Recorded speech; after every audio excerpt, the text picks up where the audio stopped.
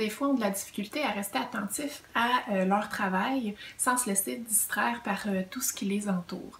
Donc le moindre petit bruit, le moindre élève qui se lève ou qui fait quelque chose, ça les distrait de leur tâche, donc ils se mettent à regarder un petit peu partout et il y a énormément de temps perdu.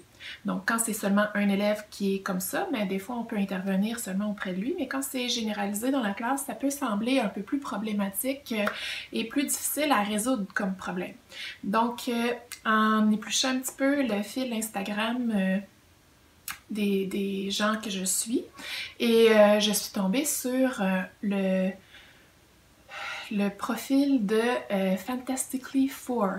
Donc, je mettrai les informations plus bas pour que vous puissiez éplucher son fil qui était très intéressant. Donc, c'est certain que c'est une classe américaine et ce qu'elle proposait de faire, entre autres, c'était de, lors d'une période de lecture, donc cette année et les autres années, on travaille la résistance en lecture dans ma classe. Donc, on lit le plus longtemps possible sans se laisser distraire et tout ça, puis on essaie d'augmenter notre temps graduellement.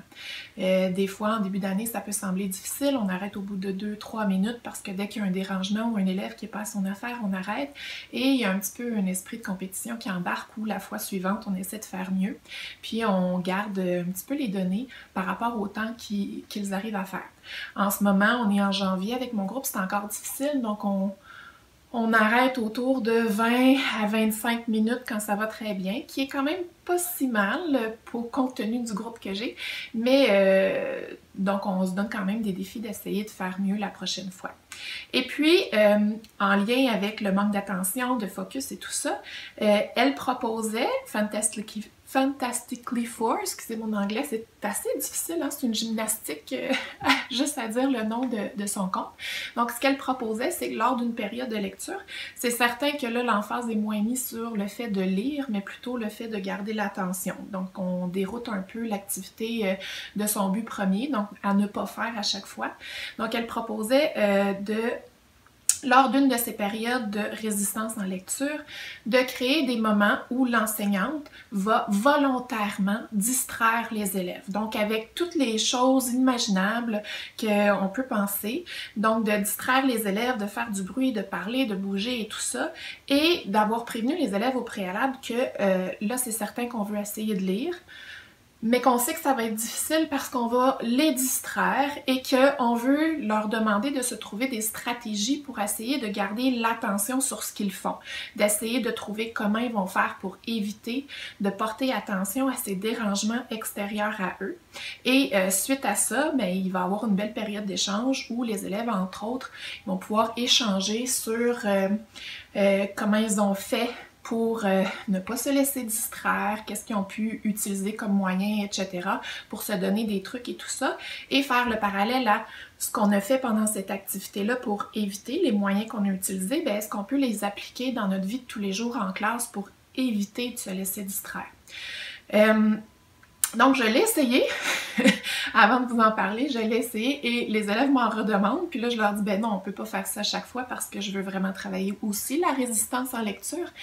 Et ça a été un succès. La période que j'ai utilisé cette méthode-là pour le focus, ça a été la période où on a pu lire le plus longtemps. Donc, les élèves étaient vraiment piqués dans leur orgueil, donc ils voulaient vraiment me battre, en fait, parce que c'était comme moi contre eux. Et ben, ils ont réussi à lire plus longtemps qu'habituellement quand je les dérange pas et qu'il y a juste les dérangements ambiants. Donc, lors de cette période de lecture-là, je les avais prévenus et tout ça, et je me suis vraiment payé la traite. Donc, j'ai une corde à sauter parce que j'essaie de m'entraîner un petit peu, puis ma classe, le plafond est assez haut, donc quand j'ai des petits moments, j'aime bien m'entraîner à sauter à la corde, et puis, en plus de mon entraînement le midi, et puis... ben, pendant leur période de lecture, je me suis installée dans un coin de la classe et je me suis mis à sauter à la corde.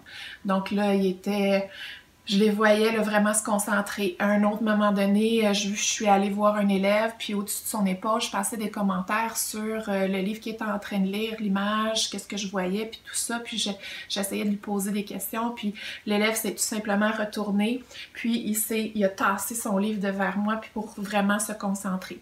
À un autre moment donné, je me suis lever debout et je me suis mise à sauter ou à chanter en lien avec un livre. Un élève lisait un livre sur les sorcières, puis un livre informatif sur les sorcières. Puis là, je me suis mise à chanter une comptine en rapport avec les sorcières. Donc, l'élève s'est levé, changé de place, s'est allé s'installer sous une table. Un autre moment donné, j'ai fait, en tout cas, toutes les niaiseries imaginables que vous pouvez penser, là, que vous vous permettez pas de faire habituellement, en tout cas, surtout pas en présence des élèves. Je pense que j'ai pas mal tout fait. Et ce que je voyais faire, c'est les élèves qui détournaient le regard, qui se détournaient de moi complètement, qui changeaient de place pour aller dans un coin plus reculé, plus tranquille. Les élèves qui soulevaient leur livre pour éviter de croiser mon regard ou autre, pour éviter de capter l'attention, certains qui portaient à ce moment-là des coquilles anti-bruit ou qui se mettaient tout simplement les mains près des oreilles pour continuer à lire et tout ça. Donc c'est certain que j'ai vu des petits coins de bouche là, se lever doucement, mais sincèrement, là, j'ai jamais vu cette année mes élèves aussi concentrés à leur affaire puis essayer d'éviter de porter attention à ce qui les entourait. On a aussi en début d'année, autre que cette activité-là, fait des activités la petite grenouille là, au niveau calme et attentif comme une grenouille. Puis on a fait le lien que la grenouille, en fait, c'est un animal qui est très calme, très posé, très patient, qui va être immobile très longtemps et qui va éviter de réagir aux stimuli extérieurs, puis que la mouche peut lui tourner autour et tout ça, puis il va pas réagir jusqu'à temps qu'elle soit sûre de son affaire, et qu'elle puisse l'attraper. Et là, à ce moment-là, elle va réagir. Donc, c'est certain qu'on avait fait le parallèle avec ça, qu'on a exploité ça, qu'on utilise des moments de relaxation, de détente pour essayer de se poser, se centrer et tout ça, qu'on se donne des trucs et qu'il y a beaucoup de moyens, d'outils dans la classe pour essayer de se calmer puis se faire des petites bulles. Mais cet exercice-là a vraiment permis d'avoir des beaux échanges avec eux, des belles discussions et de faire des liens. Puis à d'autres moments dans la classe, on fait comme « Ah, ben, vous vous rappelez l'activité qu'on avait fait, certains avaient utilisé les moyens, c'était quoi déjà? » Puis on peut essayer de les redire pour qu'on puisse les réutiliser parce que certains élèves les avaient oubliés. Donc, c'était pas grand-chose, mais si vos élèves ont beaucoup de difficultés à ne pas réagir à ce qui les entoure, ben, je vous donne comme mission d'essayer cette méthode-là. Donc voilà, merci à tous!